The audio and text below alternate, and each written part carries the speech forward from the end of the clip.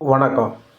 சிறகடிக்க ஆசை சீரியலில் இனி என்ன நடக்க போகுது அப்படின்னு தான் பார்க்க போகிறோம். அந்த மலேசிய தம்பதிகள் சீதாவை ரொம்பவே பிடிச்சிருது. பிடிச்சோன்னே பொண்ணு கேட்குறாங்க. இவங்களும் மாப்பிள்ளையை பிடிச்சிருந்தா கொடுக்கலாம் அப்படிங்கிற மனநிலைக்கு வந்துடுறாங்க.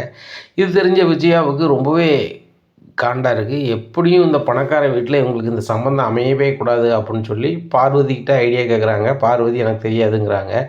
அவங்க ஃப்ரெண்டு ராஜேஸ்வரியை பார்க்க போகிறாங்க. அவங்களும் இல்லை. இப்படி இருக்க சூழ்நிலையில் சுருதியோட அம்மாவை பார்க்குறாங்க.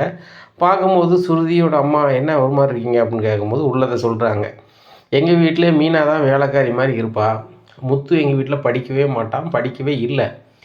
பொருளாதாரத்துலேயும் பெரிய அளவில் அவன் கிடையாது. அவனை நான் ஒரு பையனாகவே நினைக்கல. உங்களுக்கு நல்லாவே தெரியும் சம்மந்தி. இப்படி இருக்கும்போது மீனா தங்கச்சியை பெரிய கோடீஸ்வரனை கொண்டு கட்டி விடக்கூடிய சூழ்நிலை வருது. அந்த கல்யாணம் மட்டும் நடந்தால் எனக்கோ உங்கள் மகளுக்கோ ஏன் ரோஹிணிக்கோ சுத்தமாக மரியாதை இருக்காது. அதுதான் ரொம்ப கடுப்பாக இருக்குது. அதுக்கு ஐடியா கேட்டு நானும் ஒவ்வொருத்தட்டியாக போகிறேன். எப்படி அந்த கல்யாணத்தை நிறுத்துன்னு தெரியல. அவங்களும் பொண்ணு பார்க்குறதுக்கு எல்லா தயாரிகளையும் ஆயிட்டாங்க. இந்த முத்து மீனாவும் அவங்களுக்கு எதாப்பில் சிங்ச்சா அடிச்சுக்கிட்டு இருக்காங்க அப்படிங்கிறாங்க. சம்மந்தி அப்படின்னு சொல்லிட்டு இதுக்கு தான் நீங்கள் ஏன் கொலைப்படுறீங்க, நான் ஒரு ஐடியா சொல்கிறேன் அப்படின்ட்டு ஐடியா சொல்கிறாங்க. என்ன ஐடியா சம்மந்தி அப்படிங்கிறாங்க. அப்போ சொல்கிறாங்க, இங்கே பாருங்கள், அந்த மீனாவோட தம்பி ஒரு களவாணி பையன் அப்படிங்கிறது எல்லாருக்குமே தெரியும். பயங்கரமாக பரவி இருக்குது அந்த வீடியோ கூட உங்கள்கிட்ட இருக்கலாம். என்கிட்ட கூட இருக்குது, அது வேணாலும் தாரேன். இதை மட்டுமே சம்மந்தி குடும்பத்துக்கு கொடுத்தா போதுமே. மீனா தங்கச்சியை பார்க்க வராங்களா, அவங்களுக்கு அனுப்புனா மட்டும் போதுமே அப்படிங்கிறாங்க. சம்மந்தி அது எப்படி அனுப்ப முடியும்? அவங்க மலேசியாக்காரங்க. அந்த பையன் மலேசியாலேருந்து வாரான். அதை என்ன பண்ணுறது அப்படிங்கிறாங்க. அவங்க செல் நம்பர் மட்டும் எப்படி வாங்க முடியுமான்னு பாருங்கள், அதில் நம்ம அனுப்பி விட்ருவோம். இல்லை ஒரு ஐடி கிட்டி ஏதாவது இருந்தால் சொல்லுங்கள், அனுப்பி விட்றலாம் அப்படிங்கிறாங்க. இதை கேட்ட அவங்க, ஆமாங்க நல்ல நினைவு இருக்குது, அவங்க ஒரு விசிட்டிங் கார்டு கொடுத்துருக்காங்க, அதை உங்கள்கிட்ட தாரேன் அப்படிங்கிறாங்க. என்கிட்ட தந்தாலும் சரி தான், உங்கள் மருமக ரோஹிணி தான் நல்லா படித்தவளை, நீங்கள் சொன்னால் தான் கேட்பாளா அப்படிங்கிறாங்க. ஆமாம் ரோஹிணி நான் என்ன சொன்னாலும் கேட்பா அப்படிங்கிறாங்க. ரோஹிணிகிட்ட அனுப்ப சொல்லுங்கள். சம்மந்தி அது போக ஒன்று கேள்விப்பட்டேன். ரோஹிணி அப்பா பணம் நீங்கள் உங்கள் பையனுக்கு ஃபர்னிச்சர் கடை வச்சு கொடுக்கலையா, இது உங்கள் வீட்டுக்கார் பெண் ரிட்டர்னான அந்த பணமா அப்படிங்கிறாங்க. ஆமாம் சம்மந்தி அப்படிங்கிறாங்க. என்ன சம்மந்தி நீங்கள் இப்படி பேசுகிறீங்க, நாங்கள் எத்தனை கோடி ரூபானாலும் சுருதிக்கு செய்ய தயாராக இருக்கோம். ரோஹிணி பெரிய பணக்காரி தான், ரோஹிணி வீட்டிலேருந்து ஏதாவது செய்யணும்ல அப்படிங்கிறாங்க. சம்மந்தி தொழுதும் தப்பாக நினச்சிக்காதீங்க, உங்களுக்கும் தெரிஞ்சிருக்கலாம், ரோஹிணியோட அப்பா அவர் உள்ளே இருக்கார் அப்படிங்கிறாங்க. அம்மா பிஸ்னஸில் எல்லாம் வர்றது தான், ஆனால் குறிப்பிட்ட அமௌண்ட் வெளியே இருக்க தான் செய்யும், சொத்து பத்துலாம் இருக்குங்கள. இதுக்கு தான் ரோகிணிக்கு எல்லா உரிமையும் இருக்கும்ல, அப்போ அதை சொல்லி தான் எவ்வளோ நாளும் படம் வாங்கலாமே அப்படிங்கிறாங்க. சம்மந்தி அப்படியும் வாங்க முடியுமா அப்படிங்கிறாங்க. அழகாக வாங்கலாம். ரோகிணி தான் அவங்க அப்பாவுக்கு ஒரே பொண்ணுங்கும் போது அவங்க சொத்தை காமிச்சு யார் பணம் கேட்டாலும் தருவாங்க. அவங்க அப்பா வந்தப்பறம் இது பண்ணிக்க வேண்டியதானே. நீங்கள் அது ரோகிணி ஊருக்கு மட்டும் ரோகிணியை கூப்பிட்டு போகணும். ஏன் ரோகிணியும் மனோஜ் தான் போயிட்டு வந்துடுவாங்களே அப்படிங்கிறாங்க. ஆமாம் மனோஜ் நிறைய படிச்சிருக்கான், அவனுக்குலாம் நல்ல விவரம் தெரியும். ஏன் இங்கிலீஷ் தாட்புட் தஞ்சாவூர்னு பேசுவானே அப்படிங்கிறாங்க. அவனை அனுப்பிவிட்டு வாங்குங்க அப்படிங்கிறாங்க. சரி சம்மந்தி நல்ல ஐடியா கொடுத்தீங்க. நான் அந்த கல்யாணத்தையும் நிப்பாட்டிடுவேன், ரோகிணியோட வீட்டிலேருந்தும் பணத்தை வாங்கிடுவேன். அது போக அந்த மலேசியாக்காரங்க வந்திருக்காங்களா, அவங்க ஃபோன் நம்பர் வாங்கியிருக்கேன். நான் ரோகிணி அங்கே போகாமல் இருக்கும்போது கூட நம்ம அங்கே அவங்க சொந்தக்காரர்கிட்ட பேசுகிறது, அவங்க சொத்தை வாங்குறதுக்கு ஏதாவது முயற்சி பண்ணலான்னு சொல்லி தான் ஃபோன் நம்பர் வாங்கி வச்சுருக்கேன் சம்மந்தி அப்படிங்கிறாங்க. அந்த நம்பரை வேணால் என்கிட்ட கொடுங்க, நீங்கள் அனுப்பி பாருங்கள், இல்லைன்னா கொடுங்க நான் அனுப்புகிறேன் அப்படிங்கிறாங்க.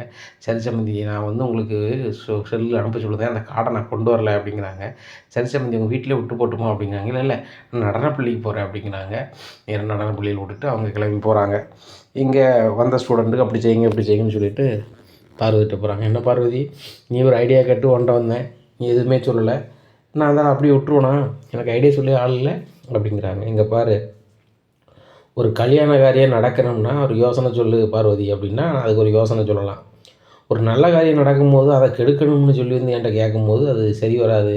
நம்மளுக்கு பிடிக்காத ஆள் கூட ஒரு வீட்டில் ஒரு விசேஷம் நடக்குன்னா அதை நடக்கட்டும், சரி பொட்டப்புள்ள கரையேறட்டும் அப்படின்னு தான் சொல்லுவாங்க.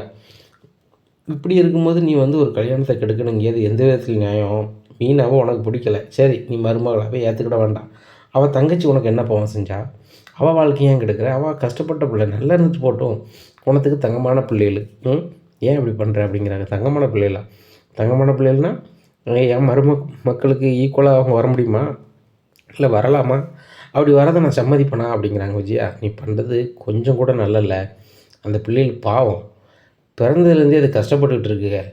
இடையிலையாவது வாழ்க்கை மாறட்டும், நல்லா இருக்கட்டும், சரியா விட்டுரு அப்படிங்கிறாங்க. இல்லை இல்லை, இந்த விஜயா விடவே மாட்டேன், நீ தான் ஐடியா தரல, ஏன் சம்மந்தி எனக்கு ஐடியா கொடுத்துட்டாங்க அப்படிங்கிறாங்க. யார் அப்படிங்கிறாங்க. சுருதி அம்மா தான். அவங்கள தச்சியெல்லாம் பார்த்தேன், அவங்க காரில் ஏறி தான் இங்கே இறங்கினேன், இந்த கேப்லேயே அவங்க ஐடியா சொல்லி தந்துட்டாங்க. சத்யா ஒன்றாம் நம்பர் கிழவாணி பையன், அவனை பற்றியே வீடியோ இருக்குது. இந்த வீடியோ தான் வந்து அந்த மலேசியாக்காரங்களுக்கு அனுப்புனா போதுமே, அவங்க மலேசியாவிலேருந்து மாப்பிள்ளை பார்க்க வராங்க, இந்த பொண்ணுக்கு மலேசியா மாப்பிள்ளையா, அதை நான் எப்படி விடுவேன், விடவே மாட்டேன் அப்படிங்கிறாங்க. பா விஜயா விடு அப்படிங்கிறாங்க. பொண்ணு வந்து அவன் பார்த்துட்டு போட்டும், போன பின்னாடி அவங்க ஊருக்கு போயிடுவாங்க. போனோன்னே இங்கேருந்து வீடியோ அனுப்புவோம், அடுத்தாப்புல ஒரு வேலையும் நடக்காதுல்ல, இந்த பிள்ளைக்கும் நாள் வச்சு நின்று போன மாதிரி ஆயிரும். அப்போ இவனுக்கும் ஒரு மாப்பிள்ளையும் வரமாட்டாங்க, அப்போ ரொம்பவே நல்லதாக போயிடுவோம் அப்படிங்கிறாங்க. உடனே ஏன் விஜயா எப்படி பண்ணுற, இவ்வளவு அரக்கத்தனமாக மாறுறே அப்படிங்கிறாங்க. இல்லை இல்லை, இதை நான் பண்ணியே தான் தீருவேன், என்றைக்குமே அந்த மீனா குடும்பம் எனக்கு கீழே தான் இருக்கணும், என் சொல்ல தான் அவங்க கேட்கணும், எனக்கு மேலே ஒரு அடி அவங்க உயர்ந்தாலும் நான் விடவே மாட்டேன் அப்படிங்கிறாங்க.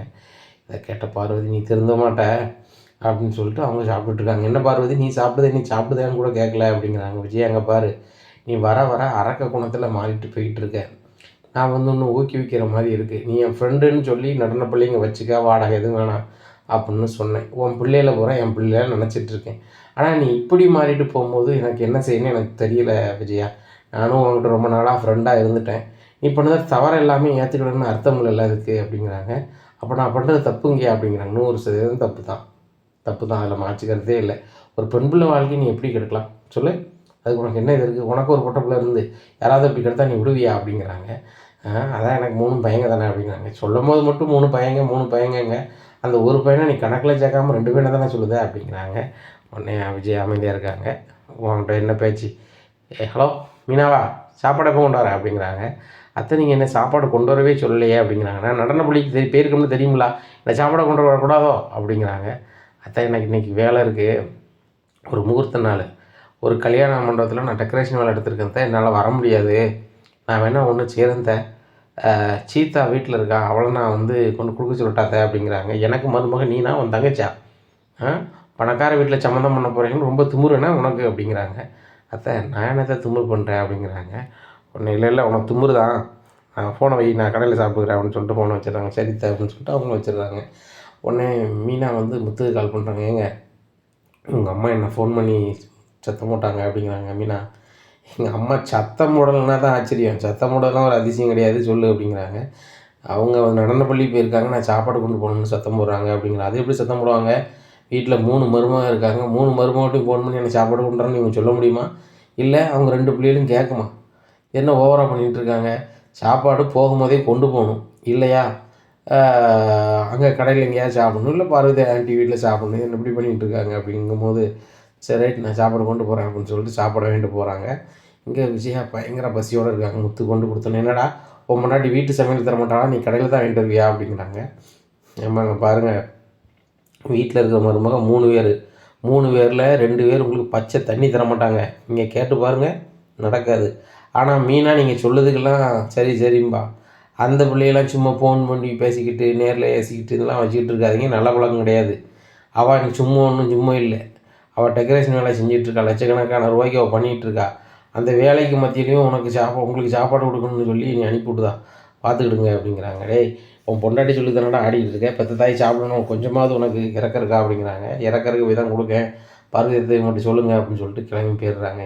விஜயா உன் மேலே பாசத்தை தான் வந்து கொடுத்து போகிறான், அதை மட்டும் புரிஞ்சுக்கோ, ஏன் மனோஜ் நீ ஃபோன் பண்ணி பாரு அப்படிங்கிறாங்க. ஏன் ஃபோன் பண்ணானே அவன் உடனே சாப்பாடு வாங்கிட்டு வருவான் அப்படிங்கிறாங்க. நீ பண்ணி பாரு அப்படிங்கிறாங்க. உடனே கால் பண்ணுறாங்க. மனோஜ் அம்மா சாப்பிடல, சாப்பாடு கொண்டு வாடா அப்படிங்கிறாங்க. ஏம்மா நானே இப்போ தான் சாப்பிட்டேன், நீங்கள் கடையில் வாங்கி சாப்பிடுங்க, இல்லை பார்வதி ஏதாவது சமைக்க சொல்லி சாப்பிடுங்க, நானும் வர முடியாதும்மா, வெயில் ஓவரா பெய்யுது அப்படிங்கிறாங்க. இதை கேட்ட பார்வதி சிரிக்கிறாங்க. நம்ம சொன்னேன், ரவி உடனே கொண்டு வரோம் பாரு அப்படிங்கிறாங்க. ரவி கால் பண்ணுவாங்க. டே ரவி எனக்கு சாப்பாடு கொண்டு வாடா அப்படிங்கிறாங்க. ஏம்மா ரெஸ்டாரண்ட்டில் ஆள் கிடையாது, நான் தான் பார்க்கணும், வேணா ஒன்று செய்கிறேம்மா, நான் வந்து புக் பண்ணி அங்கே அனுப்பிவிட்றேன், ஒரு ஆள் கொண்டு சாப்பிட கொடுப்பாரு, வாங்கிக்கிறீங்களாம்மா அப்படிங்கிறாங்க. இந்த பாரு விஜயா ஃபோனை வைக்க மாதிரில அப்படிங்கிற ஃபோனை வைக்கிறாங்க. மற்ற 2 பையங்களும் உனக்கு சாப்பாடு கொண்டு வரதுக்கு ஏதாவது முயற்சி வேணால் பண்ணலாம், ஆனால் கொண்டு கொடுக்குறது மீனாவும் முத்து தான் கொடுப்பாங்க, அதை மட்டும் புரிஞ்சுக்க. ஆனால் அவங்களுக்கு நீ வந்து கெட்டது செய்யணும்னு நினச்சிட்டு இருக்க. ஆனால் அவங்க உனக்கு நல்லது மட்டும்தான் செய்வாங்க, நல்லது மட்டும்தான் நினைப்பாங்க. அதை மட்டும் மனசில் வச்சுக்கோ அப்படிங்கிறாங்க. இன்னும் விஜயா உருன்னு இருக்காங்க. சரி சரி சாப்பிடு அப்படிங்கிறாங்க. சாப்பிட ஆரம்பிக்காங்க. விஜயாவுக்கு பிடிச்சமான சாப்பாடை வாங்கிட்டு வந்தோன்னா பயங்கரமாக சாப்பிட்றாங்க. பார்த்தியா விஜயா, உனக்கு பிடிச்சமான சாப்பாடும் பையன் வாங்கிட்டு வந்திருக்கான், உனக்கு பிரியாணி தான் பிடிக்கும்னு சொல்லிட்டு அப்படிங்கிறாங்க. ஆமாம் ஆமாம் பிடிச்ச பையன் அப்படின்ட்டு இருக்காங்க. இங்கே மலேசியா தம்பதிகள் கால் பண்ணுறாங்க முத்துக்கு, தம்பி கொஞ்சம் வாங்க, நாங்கள் ஒரு இடத்துக்கு வரைக்கும் போகணும் அப்படிங்கிறாங்க. நேராக போகிறாங்க. அங்கே போனோன்னா ஒரு விசேஷ வீட்டுக்கு போகிறாங்க. இது யார் சார் அப்படிங்கிறாங்க. எங்களுக்கு தெரிஞ்சவங்க தான், அவங்க வீட்டில் விசேஷம்னு சொல்லி தற்செயலாக கால் பண்ணாங்க, நாங்களும் இந்தியா வந்திருக்கோம் அப்படின்னு சொன்னோன்னே வாங்க அப்படின்னு இருக்காங்க. அங்கே போனோம் அப்படிங்கிறாங்க. போயிட்டு சரி ரைட்டு அப்படின்னு சொல்லிட்டு முத்து வெயிட் பண்ணிகிட்ருக்காரு. உடனே முத்துக்கு கால் பண்ணி சாப்பிட வீட்டுக்குள்ளே கூப்பிடுதாங்க. சாப்பிட்டோன்னே அவங்கள கூப்பிட்டு ஹோட்டலில் வந்து விட்டுறாரு. விட்டோன்னே அந்த பெரிய ஆள் சொல்கிறாங்க, இந்த மாதிரி என் பையன் நாளைக்கு கிளம்பி நாளான்னைக்கு வந்துடுவான் தம்பி, நாளான்னைக்கு பொண்ணை பார்க்கலாமா அப்படின்னு அங்கே கேளு தம்பி அப்படிங்கிறாங்க. முத்து கால் பண்ணுறாரு மீனா அம்மாவுக்கு, அத்தை பையன் நாளான்னைக்கு வந்துடுவான், பொண்ணை லீவ் போட சொல்லுங்கள் அப்படிங்கிறாங்க. சரி மருமகனே அப்படிங்கிறாங்க. உடனே சீதா வந்து கேட்குறாங்க அவங்க அம்மாட்ட, ஏம்மா மாமா சொல்கிறது சரிதான், என்ன கல்யாணம் முடிச்சு கொடுத்த பிறகு உனக்கு கடை இருக்கலாமா, நீ இப்போ என்னம்மா செய்வ, நானும் அங்கே போய் இருந்துட்டு நான் என்னம்மா பண்ணுவேன், அதுபோக வந்து அக்கா பக்கத்துலேயே இருக்கா, உன்னை பார்த்துக்கிறேன், நான் மட்டும் தூரத்தில் இருந்தால் எப்படிம்மா, உங்களால் பிரிஞ்சுட்டு எப்படிம்மா இருக்க முடியும் அப்படிங்கிறாங்க. சீதா நான் சொல்லுதுன்னு தப்பாக நினச்சிக்காத, நான் பிறந்து வளர்ந்த வரைக்கும் என் வீடு எனக்கு வீடாக இருந்துச்சு, நான் கல்யாணம் முடித்த பிறகு எங்கள் வீட்டுக்கு நான் போகவே இல்லை. சரியா, நம்ம என் தங்கச்சி மாதிரி வராங்க போகிறாங்க அவ்வளோதான். அதேமாதிரி நான் வருவேன் போவேன், இந்த மாதிரி தான். நீனும் உன் வீடுன்னா நீ கல்யாணம் முடிச்சு போகிறல்ல, அதான் உன் வீடு, நல்லது கெட்டதுக்கு வா, அக்காளுக்கு பிள்ளை பிறந்திருக்கா பார்க்க வா, அவனுக்கு பிள்ளை பிறந்திருக்கா நாங்கள் பார்க்க வரோம் அப்படிங்கிறாங்க. ஏம்மா நீ காமெடி பண்ணிகிட்ருக்க, மலேசியாக்கெலாம் நீ செலவு பண்ணி வர முடியுமா அப்படிங்கிறாங்க. நீ நல்லா இருந்தால் எங்களுக்கு டிக்கெட் போட்டு விடுறீ, நாங்கள் வரோம் அப்படிங்கிறாங்க. நீ என்னமோ சொல்கிறம்மா அப்படிங்கிறாங்க. நன்மைக்கு தான் சொல்கிறேன், எல்லாருமே கஷ்டப்பட்டுட்டு இருக்கணுமா, இல்லைல்ல, சத்யா வந்து உனக்கு நல்ல இடத்துல கல்யாணம் முடிச்சு கொடுக்கணும்னு சொல்லி தானே அந்த சிட்டிக்கிட்ட சேர்ந்தான், சிட்டிக்கிட்ட சேர்ந்த போய் தானே இவ்வளோ பிரச்சனை என்ன, இதெல்லாம் மாறி இருக்குது, எல்லாம் காரணம் என்ன, ஒன்று நல்ல இடத்துல கல்யாணம் முடிச்சு கொடுக்கணும்னு சொல்லிட்டு தான் அப்படிங்கிறாங்க. அப்போ சத்யா சொல்கிறாங்க, ஏம்மா நானும் அப்படி தான் நினச்சேன், முத்து மாமா பார்த்த பிறகு தான் தெரிஞ்சுக்கிட்டேன், நேர்மையாக இருந்து கம்மியாக சம்பாதிச்சாலும் போதும் மன நிம்மதியாக இருக்கலாம், கெட்ட பேர் இல்லாமல் இருக்கலாம் அப்படிங்கிறத அவங்கள வச்சு நான் புரிஞ்சுக்கிட்டேன். அதனால் வந்து சீதா வந்து பணக்கார வீட்டில் தான் கல்யாணம் முடிக்கணும்னு அவசியம் இல்லை, ஏழை வீடாக இருந்தாலும் குடிக்காமல் வைக்காமல் நல்ல பையனாக இருந்தால் போதுமா அப்படிங்கிறாங்க. டே நீங்கள் 2 பேரும் சொல்லுறதும் சரிதான், என்னத்தை செஞ்சாலும் என்னது நடக்குமோ அதான் நடக்கும், மாப்பிள்ளைக்கு அவங்கள பிடிச்சிருக்கு, அந்த குடும்பத்துக்கு நம்மளை பிடிச்சிருக்கு, அந்த பையன் வரட்டும், பார்த்துக்கிட்டு அதுக்கப்புறம் என்ன செய்யணுமோ செய்வோம் அப்படிங்கிறாங்க. சரி ரைட்டு அப்படிங்கிறாங்க. நாளை அன்றைக்கி வராங்களா அப்படின்ட்டு சீதா லீவ் போட்டுரு அப்படிங்கிறாங்க. சரி அப்படின்றாங்க. இப்படியா இருக்குது. மீனாட்ட நடந்தது வந்து முத்து சொல்லிட்டாரு வீட்டில், அவங்க நாளான்னைக்கு மாப்பிள்ளை பையன் வரன்ட்ருக்காங்க மீனா அப்படிங்கிறாங்க. எப்படி இன்றைக்கி வேலைலாம் நல்லா முடிஞ்சிச்சா அப்படிங்கிறாங்க. அவங்க சூப்பராக பண்ணி முடிச்சாச்சு, நாளை காலையில் வந்து பணத்தை வாங்க சொல்லியிருக்காங்க அப்படிங்கிறாங்க. சரி அப்படின்னு சொல்லிட்டு தூங்கிடுறாங்க. மறுநாள் விடியுது. விடிஞ்ச பின்னாடி பணம் வாங்க போகிறாங்க. அந்த நடிகர் வந்து ரொம்ப சூப்பராக பண்ணி கொடுத்துட்டீங்க, வச்சுட்டீங்க,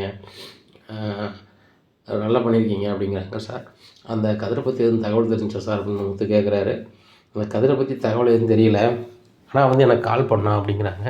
என்ன சார் சொல்லலை அப்படிங்கிறாங்க. இல்லை இன்றைக்கி காலைல தான் கால் பண்ணான், திருமணத்துக்கு வந்தவங்களுக்கு எல்லோரும் நன்றின்னு சொல்லி ஒரு விளம்பரம் போட்டிருந்தேன், அதை பார்த்துட்டு என்ன சார் கல்யாணத்துக்கு என்ன கூப்பிடவே இல்லை வைக்கவே இல்லை அப்படின்னு சொன்னாப்புல. அப்போ சொல்ல, இல்லை சார் நீங்கள் அந்த வீடுகளில் இல்லை விற்றுட்டு போயிட்டீங்க, அதாவது சொன்னாங்க, எங்கே இருக்கீங்க எது இருக்கீங்கன்னு தெரியல, அதனால சார் உங்களுக்கு பத்திரிக்கை வைக்க முடியல அப்படிங்கிறாங்க. சார் என்னோடய ஃபோன் நம்பர் இருக்குல்ல, நீங்கள் கால் பண்ண வேண்டியதானே அப்படின்ட்டு சொன்னாப்புல. சார் நான் வந்து உங்களுக்கு கால் பண்ணி பார்த்தேன், ரீச் ஆகலை அப்படி இப்படின்னு சொன்னேன். அப்படியே சார் நாங்கள் வந்து 2 நாள் கழித்து உங்களை பார்க்க வரேன் அப்படின்னு சொன்னாப்புல. வரும்போது உங்களுக்கு கரெக்டாக கால் பண்ணுறேன், நீங்கள் சம்மந்தப்பட்ட போலீஸ்கிட்ட சொல்லிவிட்டு வந்துடுங்க, கரெக்டாக லாக் பண்ணி பணத்தை வாங்கிடலாம் அப்படிங்கிறாங்க. சரி சார் ரொம்ப நன்றி சார் அப்படிங்கிறாங்க. ஒன்றும் பிரச்சனை இல்லை தம்பி, ஒன்றும் பிரச்சனை இல்லை, ஏன்னா என்றைக்கு வராரு எது வரான்னு உங்களுக்கு நான் கரெக்டாக சொல்லிடுறேன், நான் வரதுக்கு முன்னூட்டியே ஒரு தகவல் சொல்லிடுவேன் சரிங்களா அப்படிங்கிறாங்க. ஏம்மா நீங்கள் கேட்டதை விட இதில் கொஞ்சம் தொகை கூடுதலாக இருக்குது அப்படிங்கிறாங்க. சார் இல்லை சார் அதுவே போதும் அப்படிங்கிற. இல்லைம்மா நான் கேட்டதை விட நீங்கள் சூப்பராக பண்ணி தந்துருக்கீங்க, உங்களுக்கும் குறிப்பிட்ட செலவாகிருக்கும், அதை நான் இல்லைங்களே சரி தானே. இப்போ இனி ஒரு நாடகத்தில் நடிக்க கூப்பிடுதாங்க, கூப்பிடும்போது வந்து ஒரு சீனுக்கு இன்னொரு சீன் கூட வருதுன்னா எனக்கு கூட கொஞ்சம் பேமெண்ட் கொடுப்பாங்க, அதை மாதிரி தானே எல்லோரும் உழைப்புக்கேற்ற ஊதியத்தை கொடுக்கணும்ல, நானும் கொடுக்கணும்ல என்ன அப்படின்னு சொல்லிட்டு கொடுக்குறேன். ரொம்ப நன்றி சார் அப்படிங்கிறாங்க. ஏம்மா இது மட்டும் இல்லை, இங்கே சினிமா ஷூட்டிங்கில் நிறைய டெக்கரேஷன் பண்ணணும் பின்னாடி பேக்ரவுண்டில் சரியா, அதில் பண்ணதுக்கு ஆட்கள் கேட்பாங்க கண்டிப்பாக எனக்கு தெரிஞ்ச ப்ரொடியூசர் வரும்போது உங்கள்கிட்ட சொல்லுவேன். சொல்லும்போது நீங்களே ரெகுலராக பண்ணி கொடுங்க. அப்படி நீங்கள் பண்ணிட்டீங்க அப்படின்னு சொன்னால் பயங்கரமாக ஆயிடலாம் அப்படிங்கிறாங்க. சார் இப்ப இந்த மாதிரி தெரிஞ்சவங்க நீங்கள் வாய்ப்பு கொடுக்கும்போது நான் கண்டிப்பாக நல்லபடியாக பண்ணுவேன் சார் அப்படிங்கிறாங்க. கண்டிப்பாம்மா.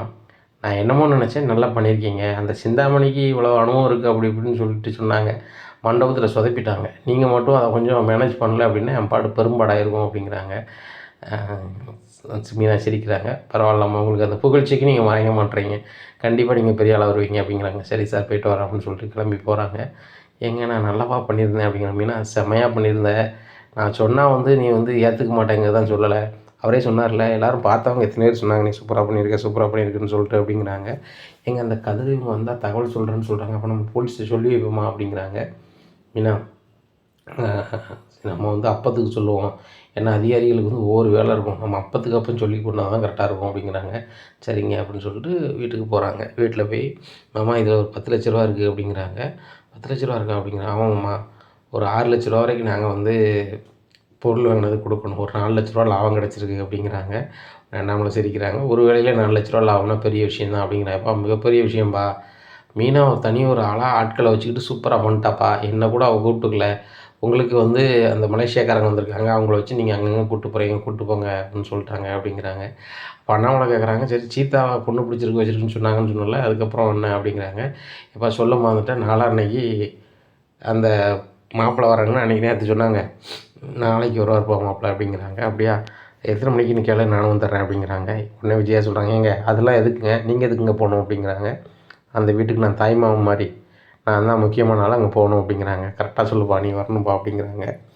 அப்போது சரிடா போயிடுவோம் அப்படி இப்படின்னு பேசியிருக்கோம். விஜயாவுக்கு சரியான கடுப்பாக இருக்குது. என்ன வேணாலும் பண்ணுங்கள், கல்யாணம் நிற்க போகிறது உறுதி.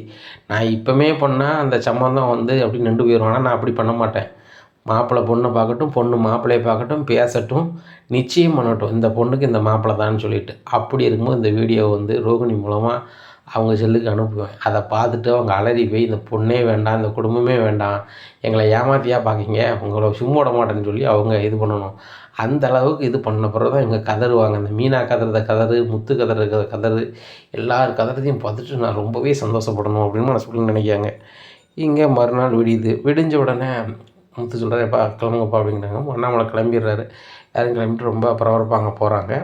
அந்த மலேசியாவில் உள்ள பையனும் வந்துடுறாரு. வந்து சீதாவை பார்க்குறாங்க. சீதாவை ரொம்பவே நல்லாவே பிடிச்சிக்கிட்டுது. பிடிச்சோடனே சீதாவும் பேசி பார்க்குறாங்க.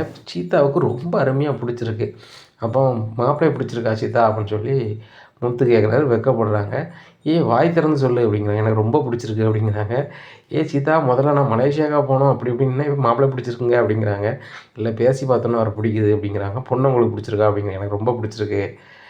எனக்கு நாளைக்கே கல்யாணம் முடிச்சு வச்சாலும் சம்மதம் தான் அப்படிங்கிறாங்க. உடனே எங்கள் அப்பா அம்மா எல்லோரும் சிரிக்கிறாங்க. சிரிச்சிட்டு ரொம்ப சந்தோஷமாக இருக்குது தம்பி, எங்களுக்கு பொண்ணை பிடிச்சிருச்சு, பையனுக்கு நேரில் பார்த்தா பிடிக்குமான்னு நினச்சோம். அதுபோக எங்கள் பையனும் உங்கள் பொண்ணு பிடிக்குமான்னு நினச்சோம். 2 பேருக்குமே பிடிச்சிருச்சு. காலத்தின் கட்டாயம் 2 பேரும் நல்லா இருக்கட்டும் அப்படின்னு சொல்லிட்டு இது பண்ணுறாங்க. அப்போது சீதா அம்மா அழுறாங்க. ஏம்மா அழுறீங்க அப்படின்னு. இல்லை, இந்த சந்தோஷமாக நீங்களும் பார்க்க என் வீட்டுக்காரர் இல்லையா, அதான் நினச்சி ரொம்ப வருத்தப்படுதேன் அப்படிங்கிறாங்க. ஏம்மா, உங்கள் வீட்டுக்கார் இல்லை, அதே இடத்துல முத்து அப்பாவும் அவங்க பையனும் இருக்காங்க. இது சாதாரண விஷயம் கிடையாது. ஒரு பொண்ணு எடுத்த வீட்டில் வந்து ஒரு விசேஷம்னா வரவங்க நிறைய பேர் வந்து தயங்குவாங்க, நான் எதுக்கு வரணும் அப்படின்னு சொல்லிட்டு. ஆனால் அந்த அண்ணாமலைங்கிறவங்க ரொம்ப நல்லவங்களாக இருக்கிறாங்க. அவங்க பையன் அதுக்கு மேலே நல்லவங்களாக இருக்கிறாங்க. எல்லோரும் வந்து உங்களுக்கு அப்படி செய்யும் போது ஒன்றுமே பிரச்சனை இல்லை. இந்த உறவு வேணும், இந்த அன்பு வேணும்னு சொல்லி தரமா நான் இந்தியாவில், அதுவும் நம்ம தமிழ்நாட்டில் நான் பொண்ணு எடுக்கிறேன் பையனுக்கு அப்படிங்கிறாங்க. எல்லோரும் ரொம்ப மகிழ்ச்சியாக சிரிக்கிறாங்க. சிரிச்சிட்டு அவங்களும் போயிட்டு வரேன்னு சொல்லிட்டு கிளம்பி போகிறாங்க. அண்ணாமலை சொல்கிறாங்க, சீதா, உன் எண்ணம் போல் நல்லதே நடக்குமா, அவங்க அப்பா உனக்கு வந்து இறைவனாக இருந்து உங்களுக்கு நல்லது செய்வார் அப்படிங்கிறாங்க. எங்கள் அப்பாவுக்கு அப்புறம் நாங்கள் தகப்பனா உங்களை தானே மாமா பார்க்கணும்னு சொல்லிட்டு காலில் விழுந்து ஆசீர்வாதம் வாங்குறாங்க. மீனாவும் முத்துமே ஆசீர்வாதம் வாங்குறாங்க. மாமா என்ன மன்னிச்சிருங்க, உங்கள் வீட்டிலே நான் வந்து தேவையில்லாத வேலை பார்த்துட்டேன், மன்னிச்சிருங்க மாமா அப்படிங்கிறாங்க. நீனும் எனக்கு ஒரு பையன் மாதிரி தானே, பையன் ஒரு தப்பு செஞ்சால் அப்பா மன்னிக்கிறது தானே அப்பாவோட முதல் உண்மை கடமையாக இருக்கும். அதானே உண்மை. மனோஜ் வந்து பல வாட்டி தப்பு பண்ணியிருக்கான், அப்படின்னு நான் மன்னிச்சு ஏற்றுக்கிறத தான் வச்சுருக்கேன். அதை மாதிரி நீனும் என் பிள்ளை தான் அப்படிங்கிறாங்க. அண்ணாமலை காலில் சத்யாவும் வந்து ஆசீர்வாதம் வாங்குறாங்க. எல்லோரும் நல்லா இருங்க அப்படிங்கும்போது, மாமா அந்த ஸ்வீட்டை வீட்டுக்கு கொண்டு போங்க அப்படிங்கிறாங்க. சரிம்மா அப்படின்னு சொல்லிட்டு கொண்டு போகிறாங்க. அண்ணாமலையை கொண்டு வீட்டில் இறக்கி விட்டுட்டு, எப்பா நான் மீனாவுக்கு ஒரு ஆஃபர் எடுத்துருக்கப்பா, அதில் பூ கொண்டு கொடுத்து வந்துடுறேன் அப்படிங்கிற. சரி போய்ட்டு வாங்க அப்படிங்கிறாங்க. என்னங்க, மலேசியா ஆட்கள் வந்து பொண்ணுலாம் பார்த்துட்டாங்களா அப்படின்னு விஜயா சும்மா கேட்குறாங்க. என்ன அங்கே உள்ள கதையெல்லாம் கேட்டு தெரிஞ்சுக்கிறேன் என்ன அப்படிங்கிறாங்க. இல்லை அங்கே என்ன தான் நடக்குதுன்னு தெரியணுங்கிறது தான் உங்கள்கிட்ட கேட்குறேன். என்னமோ சொந்தக்காரங்க ரொம்ப சொந்தக்காரங்க மாதிரி போயிட்டு வரீங்களே அப்படிங்கிறாங்க. ஏன் மீனா என் மருமகன்னா அவள் தங்கச்சி எனக்கும் சொந்தக்கார பிள்ளை தானே அப்படிங்கிறாங்க. உடனே விஜயா நினைக்கிறாங்க எல்லாம் பேசி முடிக்கிட்டோம் அதுக்கப்புறம் தானே இருக்குது அப்படின்னு சொல்லிட்டு நினைக்காங்க. அப்போது அண்ணாமலை ஸ்வீட்டை கொடுக்குறாங்க. என்ன விஜயா ஸ்வீட்டை சாப்பிடு அப்படிங்கிறாங்க. உடனே எதுக்கு வேண்டாங்க அப்படிங்கிறாங்க. இது அந்த விசேஷ வீட்டில் கொடுத்தது தான் சாப்பிடு நல்லா தான் இருக்கும், இது மீனா சமைச்சது அப்படிங்கிறாங்க. உடனே அந்த ஸ்வீட் வாங்கி சாப்பிட்டுட்டு நல்லா தான் இருக்குது, ஆனாலும் கல்யாணம் நடக்காதில்ல அப்படின்னு சொல்லிட்டு ரூம் பார்த்து போகிறாங்க. அப்போ ரோகிணியை ஃபோன் பண்ணி ரூமுக்கு வர சொல்கிறாங்க. என்ன ஆண்டி அப்படிங்கிறாங்க. ஏம்மா அந்த மீனாவோட தங்கச்சிக்கு வந்து மலேசியாவில் கல்யாணம் ஆகக்கூடாது அப்படிங்கிறாங்க. ஆமாம் ஆண்டி, கல்யாணம் ஆச்சுன்னா உங்களையோ நம்ம குடும்பத்தையோ அந்த மீனா குடும்பம் மதிக்காது அப்படின்றாங்க. ஆனால் மனசுக்குள்ளே நினைக்காங்க, இந்த சீத்தா வந்து மலேசியா போயிட்டான்னா நம்ம வாழ்க்கை மொத்தமாக முடிஞ்சிரும், நம்மளே வந்து அந்த மலேசியா தம்பதிக்கிட்ட காலில் கையில் விழுந்து என்னை பற்றியே உண்மையை சொல்லிடாதாங்க அப்படின்னு சொல்லியிருக்கோம். ஆனால் அவங்க சொல்லாட்டிலும் இந்த சீத்தா வாயை வச்சுட்டு சும்மா இருக்க மாட்டா. ரோஹிணியோட அப்பா இங்கே தான் இருக்கிறாங்க, அவர் உள்ளே இருக்கார் அப்படி இப்படின்னு சொல்கிறாங்க, எங்கே இருக்கிறாங்க அங்கிள்னு சொல்லி விசாரிச்சுட்டு கிடப்பா. அது சரியே வராது. அது போக இந்த மீனா வந்து நம்மளுக்கு கீழே இருந்த மாதிரி இந்த வீட்டில் இருக்கா. அவன் தங்கச்சி பெரிய பணக்காரனை கட்டிட்டான்னா நம்மளை மதிக்கவே மாட்டா. இது எப்படியாவது தடுத்து நிறுத்தணும் அப்படின்னு சொல்லி இப்படி உறைஞ்சி போய் நிற்காங்க. என்ன ரோஹிணி, நான் என்ன சொல்கிறேன் நீ என்ன செய்கிற அப்படிங்கிறாங்க. சொல்லுங்கள் ஆண்டி அப்படிங்கிறாங்க. நான் பேசிக்கிட்டு இருக்கோம் என் பாட்டில் எதையோ சிந்தனை பண்ணிக்கிட்டு இருக்கேன் அப்படிங்க. ஒன்றுமில்ல ஆண்டி அப்படிங்கிறாங்க. இங்கே பாரு, வீட்டுக்கு வந்தால் பார்லர் வேலையெல்லாம் தள்ளி வச்சிரு, இங்கே வந்து அத்தை என்ன சொல்கிறாங்க அதை மட்டும் கவனி. இங்கே பாரு, அந்த பிள்ளை கல்யாணத்தை எப்படியாவது நிப்பாட்டணும், அதுக்கு என்கிட்ட ஒரு ஐடியா இருக்குது, அது சொல்லி தந்தது கூட சுருதியோட அம்மா தான் அப்படிங்கிறாங்க. என்னது ஆண்டி சொல்கிறீங்க, சுருதி அம்மா சொல்லி தந்தாங்களா அப்படிங்கிறாங்க. ஆமாம், சுருதியோட அம்மா தான் சொல்லி தந்தாங்க. மீனாவும் முத்தும் வந்து வளர்ச்சி அவங்களுக்கு பிடிக்காது, அதுபோக மீனா குடும்பத்தில் ஒரு ஆளத்தை முன்னேறி வராங்கன்னா அவங்களுக்கும் பிடிக்காது, எனக்கும் பிடிக்காது, ஏன் உனக்கும் தான் பிடிக்காது. அப்படி இருக்கும்போது நம்மலாம் கூட்டாச்சு வந்து என்ன செய்யணும், அந்த கல்யாணத்தை நடக்கூடாமல் பண்ணணும் அப்படிங்கிறாங்க. அதுக்கு நம்ம என்ன ஆண்டி பண்ண முடியும், மலேசியாவிலேருந்து அவங்க பொண்ணு பார்க்க வந்துட்டாங்க, பொண்ணையும் பார்த்துட்டாங்க, 2 பேருக்கும் பிடிச்சிட்டுன்னு சொல்லி அங்கிள் பேசிகிட்டு இருந்தாங்க, அதையும் கேட்டேன், இப்போ நம்ம என்ன பண்ண முடியும் அப்படிங்கிறாங்க. ஒன்றும் இல்லைம்மா, இன்னும் கொஞ்ச நாள் போகட்டும், நம்ம அதுக்கு சேர்த்து வசமாக ஆப்பு வைப்போம், அதுக்கு நீ தான் பண்ணணும் அப்படிங்கிறாங்க. நான் என்ன ஆண்டி பண்ணணும் அப்படிங்கிறாங்க. இங்கே பாரு, உன் பொண்ணை பார்த்துட்டு போயிட்டாங்க, இன்னும் 1 வாரம் கழிச்சு நாள் வைக்காங்களாம், மலேசியாவிலேருந்து சொந்தக்காரங்க வராங்களாம், அவங்க ராமநாட்டில் சொந்தக்காரங்க போகிறாங்க வராங்க போலுக்கு 1 வாரத்தில். 1 வாரம் கழித்து அவங்க நாள் வைப்பாங்க மீனா வீட்டில். நாள் வச்சுட்டு கல்யாணம் என்னைக்குன்னு சொல்லி அவங்க முடிவு பண்ணுவாங்க. அப்போ கல்யாணம் முடிவு பண்ண ஒன்று தான் நம்ம ஆப்பு வைக்கணும் அப்படிங்கிறாங்க. ஆண்டி நீங்கள் சொல்லுது எனக்கு ஒன்றுமே புரியலை அப்படிங்கிறாங்க. இங்கே பாருமா, அந்த சத்யா வந்து என்கிட்ட நான் பணத்தை கலந்தது வந்து ஒரு வீடியோ பயங்கரமாக பரவுச்சு, அந்த வீடியோ அவங்க பார்த்துருக்க வாய்ப்பு இல்லை. அப்படி பார்த்துருந்தாங்கன்னா சத்யா வீட்டில் பொண்ணு வேணும்னு கேட்டிருக்க மாட்டாங்க, அப்போ அவங்க பார்க்கல சத்தனா. அப்படி இருக்கும்போது அந்த வீடியோ வந்து மாப்பிள்ளைக்கோ மாப்பிள்ளையோட அப்பாவுக்கோ நம்ம அனுப்பிட்டோம், அதை பார்த்துட்டாங்க அப்படின்னா கண்டிப்பாக சீத்தாவை என்ன செய்ய மாட்டாங்க, கல்யாணம் முடிக்க மாட்டாங்க. அப்போ கல்யாணம் நின்று போகும். நின்று போச்சுன்னா ஆட்டோமேட்டிக்காக கேவலப்பட்டு இன்னும் அவளுக்கு வாழ்க்கையே அமையாது. இந்த முத்து மீனாவும் அவங்க ஆட்டத்தை நிப்பாட்டிட்டு சத்தனாமல் இருப்பாங்க. இவளும் டெக்கரேஷன் பண்ணுதான் எங்கே போனதுன்னு போக மாட்டாள், தலையில் துண்டை போட்டு வீட்டில் தான் இருப்பாள். அந்த மீனாவோட அம்மையும் பூக்கடையை நடத்த முடியாது. இனிமேல் பட்டு இந்த ஊரில் இருக்க வேண்டாம், நம்ம இந்த ஊரையே காலி பண்ணிடலாம்னு காலி பண்ணி எங்கேயாவது போயிடுவா. ஐயா போயிட்டாங்கன்னா ஆட்டோமேட்டிக்காக மீனை அடங்கிடுவா அப்படிங்கிறாங்க. ஆமாண்டி, இதை கண்டிப்பாக பண்ணணும் அப்படிங்கிறாங்க. நீ தான்மா பண்ணணும், 1 வாரம் கழித்து அவங்களுக்கு நாள் வைப்பாங்க, நாள் மட்டும் வைக்கட்டும் அப்படின்றாங்க. சரியா ஆண்டி அப்படின்னு பேசிகிட்டு இருக்கும்போது முத்து மீனா வந்துடுறாங்க. எப்பா நைட் நம்ம எல்லோரும் சாப்பிட்றதுக்கு இட்லி வேணும்ட்டோம்பா அப்படிங்கிறாங்க. எல்லாருக்கும் வேண்டியா வாங்கிட்டோம்பா அப்படிங்கிறாங்க. சரி ரைட் அப்படின்னு சொல்லிட்டு இட்லி எல்லோரும் கொடுக்குறாங்க. அப்போ மனோஜ் வந்து என்னப்பா கடையில் வாங்கின இட்லியாக இருக்குது, இதேவன் சாப்பிடுவான் வைப்பா அப்படிங்கிறாங்க. சாப்பிடாட்ட விடு அப்படின்ட்டு இருக்காங்க. மனோஜ் இட்லி சாப்பிடு அப்படிங்கிறாங்க. விஜயா என்னம்மா நீங்கள் ஒன்றுமே சொல்ல மாட்டேறீங்க அப்படிங்கிறாங்க. அவங்க ஒரு விசேஷ வீட்டுக்கு போய்ட்டு வந்திருக்காங்க, அவங்களுக்கு நிறைய வேலை இருந்திருக்கும், சரி விட்றா அப்படிங்கிறாங்க. இல்லைம்மா இப்படி இந்த மீனாவுக்கு நீ தொக்கு கொடுக்கூடாதுமா, நீ மீனாவுக்கு முன்னாடி ரொம்ப கோவப்பட்டு பேசுவேன், எதுவுமே பேச மாட்டேறேம்மா அப்படிங்கிறாங்க. எல்லாம் காரியமாக தான்டா விட்றா அப்படிங்கிறாங்க. இதை சாப்பிட்டு எல்லோரும் தூங்க போயிடுறாங்க. ஏங்க அவ்வளோ பெரிய பணக்காரங்க என் தங்கச்சியை கல்யாணம் முடிக்க வராங்க, ஆனால் எங்களால் முடிஞ்சு எதுவுமே செய்ய முடியலைங்க அப்படிங்கிறாங்க. ஏன் மீனா செய்ய முடியாது, நம்ம கொஞ்சம் பணம் சேர்த்து வச்சுருக்கோம் அப்படிங்கிறாங்க. எங்கே நம்ம மாடி ரூம் கிட்ட தானே சேர்த்து வச்சோம் அப்படிங்கிறாங்க. மீனா அது இல்லை, ஒரு 4 லட்ச ரூபா நம்மளுக்கு இப்போ வந்துச்சுல்ல அப்படிங்கிறாங்க. ஆமாங்க மறந்துட்டேன் அப்படிங்கிறாங்க. அதை நம்ம மாடியில் ரூம் கட்டலான்னு நினச்சோம், சரி நம்ம அதை கட்டும் போது கட்டிக்கலாம் விடு, 4 + செலவு 1.5 5.5 லட்ச ரூபா இருக்குது, 5.5 லட்ச ரூபாய்க்கு மீனாவுக்கு நம்ம சீதாவுக்கு நகை எடுத்துடலாம், அதுக்கப்புறம் பார்த்துக்கலாம் மீனா, ஏன் அடுத்த ஆர்டர் வந்தால் கூட பார்த்துக்கலாம் அப்படிங்கிறாங்க. ஏங்க இதில் உங்களுக்கு கொஞ்சம் கூட வருத்தம் இல்லையா அப்படிங்கிறாங்க. ஏன் மீனா எனக்கு வருத்தப்படணும், ஏன்னா இவ்வளோ அன்பாக நீ இருக்க, உரிமையாக பேசுறதுக்கு என் மாமன் குடும்பம் இருக்குது, அதான் அவங்க குடும்பம் இருக்குது. அப்படி இருக்கும்போது என்ன கவலை? என் ஜவளப்பாடி வேறு ஃபாரின்லேருந்து வராரு. அந்த பையனை எனக்கு பிடிச்சிருக்கு. ஒரு கெட்ட பழக்கம் இல்லாமல் ஒரு தங்கமான பெண்ணை பார்க்க முடியாதுல்ல. அது ஒரு வாரம் கழிச்சு நாள் வைக்கிறது, கல்யாணத்துக்கு நாள் வைக்கிறதுங்க சாதாரண விஷயம் கிடையாதுல்ல. அப்படி இப்படின்னுட்டு இருக்காங்க. எல்லா ஏற்பாடுமே பண்ணுறாங்க. அப்படி இப்படி பண்ணுங்க, இப்படி பண்ணி உங்களுக்குள்ளே பேசிக்கிறாங்க. காலையில் விடியுது. விடிஞ்சோடனே அத்தை நாள் வைக்கிறதுக்கு எல்லாருக்கும் சொல்லணும்ல அப்படின்னு சொல்லிட்டு சீத்தா அம்மாட்ட என்னென்ன பேர் எங்கெங்கே யாருக்கெல்லாம் சொல்லணும்னு சொல்லி எல்லா பேரையும் எழுதி வாங்கிக்கிறாரு முத்து மீனாவும். வாங்கிட்டு எல்லா சொந்தக்காரங்களும் நேரில் சந்தித்து சொல்கிறாங்க. ஒரு வாரம் கழிச்சு நாள் வைக்க நீங்கள் வந்துடணும்னு சொல்லிட்டு எல்லாத்தையும் சொல்லிட்டு வராங்க. மலேசியாவில் உள்ள அவங்களும் வந்து இங்கேயே தங்கிடுறாங்க. சொந்தக்காரங்களை ஃபோன் பண்ணி வர வைக்கிறாங்க. எல்லாமே இது பண்ணுறாங்க. அவங்களுமே ஒரு வாரம் கழிச்சுன்னு சொல்லிட்டு டேட்டை சொல்லிடுறாங்க. அந்த ஒரு வாரமும் ஆயிடுது. ஆனவுடனே பொன்னியம்மன் கோயிலில் வந்து நாள் வைக்கிறாங்க. நாள் வச்சுட்டு சீதா வீட்டில் போய் எல்லோரும் சாப்பிட்றாங்க சொந்தக்காரங்க.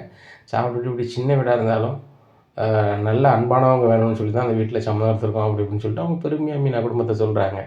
சரி ரைட்டு, இன்னும் எண்ணி ஒரு மாதத்தில் கல்யாணம். கல்யாணம் வந்து மலேசியாவில் தான் அப்படிங்கிறாங்க. இதை கேட்டால் முத்து முடிக்கிறாரு. எப்படிங்க நாங்கள் மலேசியா வர முடியும் அப்படிங்கிறாங்க. நீங்கள் ஒன்றும் கவலைப்பட வேண்டாம். வர்றதுக்கும் போதுக்கும் நாங்கள் எல்லாருக்குமே டிக்கெட் போட்டு கொடுத்துருவோம். சரிங்களா? அதுக்கு என்ன நடைமுறையோ எல்லாம் ரெடி பண்ணிடுவோம் அப்படிங்கிறாங்க.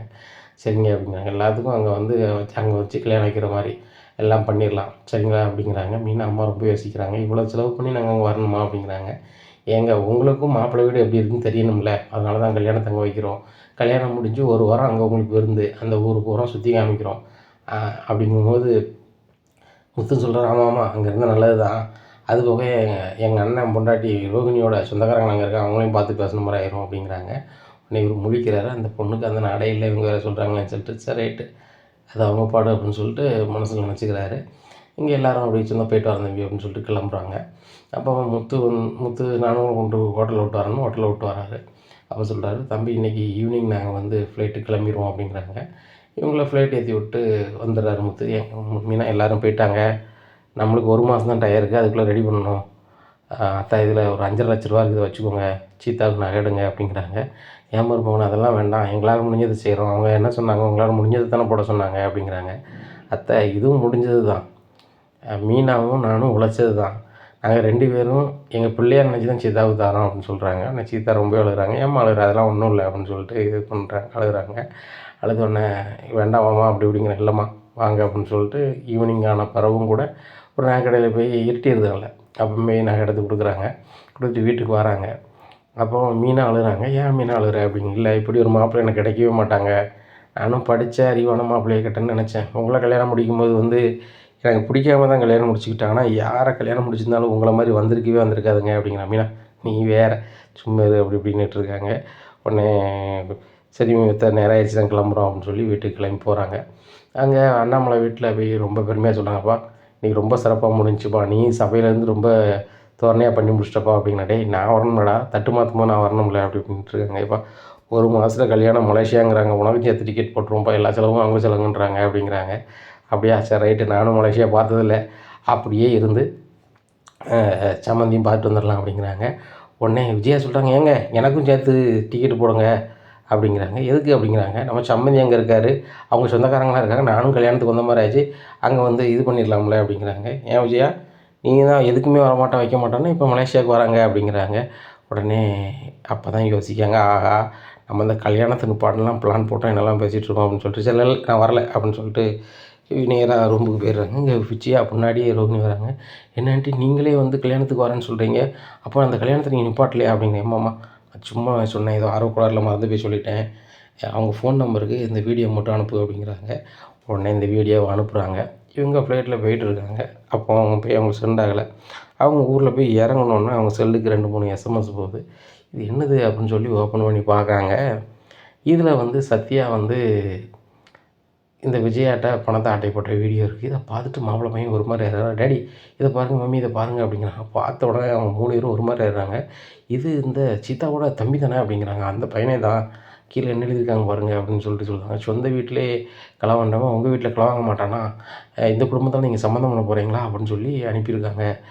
இது யார் நம்பர் அப்படிங்கிறாங்க. இது யார் நம்பர்னு தெரிலப்பா, ஆனால் அப்படி தான் அனுப்பிட்டு செல்லை ஆஃப் பண்ணியிருக்காங்க, கால் பண்ணி பார்த்தேன் போகலை அப்படிங்கிறாங்க. உடனே இது ரொம்ப சங்கடமாக இருக்குது. அந்த பையன் ரொம்ப நல்ல பையன், அந்த முத்து மீனாவும் அவங்க குடும்பம் எப்படின்னு நான் நினைக்கலையே, நான் வேறு மாதிரி நினச்சது இப்படி இருக்கே, ஒருவேளை இவங்க பிடிக்காதவங்கள செஞ்சுருப்பாங்களோ அப்படிங்கிறாங்க. அது எப்படி டாடி இப்படி எப்படி பிடிக்காதவங்க செய்ய முடியும், அந்த பையன் தானே அப்படிங்கிறாங்க.